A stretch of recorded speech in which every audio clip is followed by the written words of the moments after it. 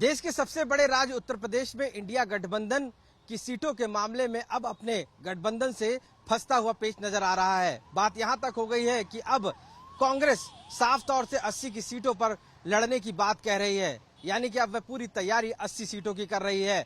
चूंकि इंडिया गठबंधन में उत्तर प्रदेश में समाजवादी पार्टी, राष्ट्रीय लोक दल के साथ में कांग्रेस मौजूद है।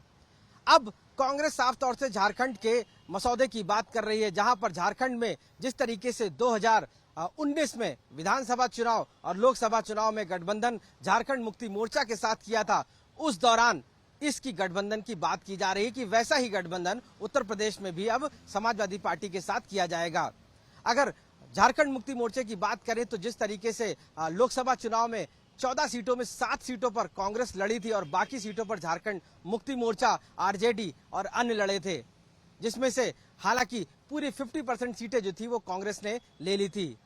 हालांकि इस पूरे मामले पर कहीं ना कहीं जो सीटें थी वो 2 सीटें ही जीत पाया था, बीजेपी ने बुरी तरीके से परास्त कर दिया था विधानसभा चुनाव में। लेकिन ठीक इसका उल्टा रहा, झारखंड में ही 81 सीटों पर लगभग चुनाव था और जिसमें 41 सीटों पर झारखंड मुक्ति मोर्चा और आरजेडी सहित अन्य दल लड़े थे, जिसमें यह साफ हो गया था कि उस दौरान कांग्रेस को सीटें कम करनी पड़ी और इसी वजह से वहां पर जीत मिली थी।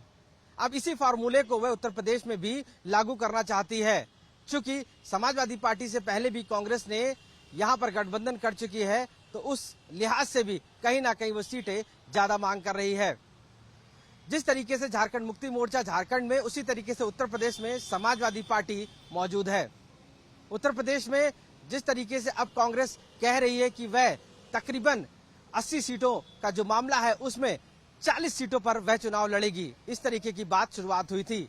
हालांकि समाजवादी पार्टी के चीफ अखिलेश यादव ये कहते आए हैं कि इस बार वो सीट देंगे, लेंगे नहीं। यानी कि उन्होंने साफ किया है कि समाजवादी पार्टी त्याग की बात कहती है और वह कहीं ना कहीं सीटों को देने के मसौदे पे काम करेगी।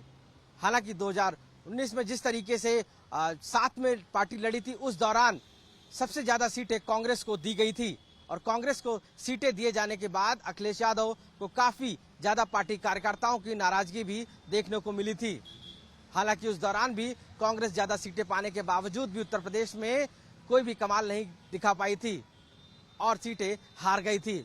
लेकिन इस बार समाजवादी पार्टी चाहती है कि उत्तर प्रदेश में समाजवादी पार्टी को ज्यादा सीटें मिले, जबकि कांग्रेस को सीटें उतनी ना मिले।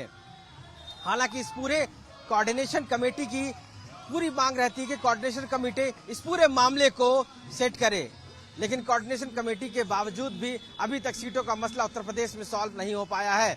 ऐसे में माना जा रहा है कि इंडिया गठबंधन का पेच पूरी तरीके से फंसता जा रहा है और कांग्रेस अब पूरी 80 सीटों पर अपनी तैयारी कर रही है। वहीं समाजवादी पार्टी भी अब पूरी तैयारी कर रही है और उसका मसौदा साफ है कि वह सिर्फ सीटों को देने की बात कह रहा है।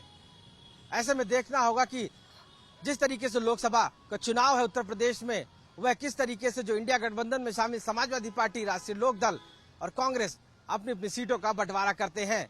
लेकिन ये तो साफ हो गया कि समाजवादी पार्टी अब अपनी 80 सीटों की तैयारी कर रही है और वहीं कांग्रेस भी 80 सीटों की तैयारी करके इंडिया गठबंधन पूरी तरीके से कहीं ना कहीं बिगड़ता जा रहा है। लखनऊ से कैमरा पर्सन गौरव गुप्ता के साथ आशीष श्रीवास्तव, चुनाव आज तक।